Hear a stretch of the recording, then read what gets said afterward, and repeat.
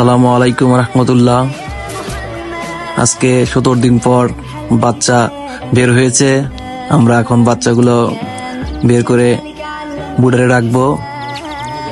তো মাশাআল্লাহ, আলহামদুলিল্লাহ, বাচ্চাগুলো খুব সুন্দর।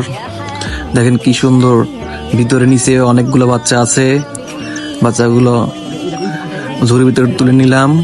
এখন বাচ্চাগুলো বুডারের জন্য নেব। কি সাদা বাচ্চা একটা দেখতেছি, জাপানি বাচ্চা এগুলা। আরো ডিম আছে উপরে, ডিমগুলা রাতের ভিতরে বাচ্চা ফুটে বের হবে। এখন আমরা আটকে দেব। আমরা এখন ঝুড়ির ভিতর তুলে নিয়েছি। এখন আমরা চলে যাব বুডার ঘরে বুডিং করার জন্য। দেখা যাক। দেখেন আমাদের বুডার ঢেকে রেখেছি। অনেক আগে থেকে অনেকগুলো বাচ্চা ছিল, এগুলো ভিতরে ঢুকিয়ে দিলাম। তো মাশাআল্লাহ, কত সুন্দর দেখা যাচ্ছে। তো আমাদের খামারের জন্য দোয়া করবেন, শখের খামারের সাথেই থাকবেন, সবাই ভালো থাকবেন। আমাদের খামারের জন্য দোয়া করবেন।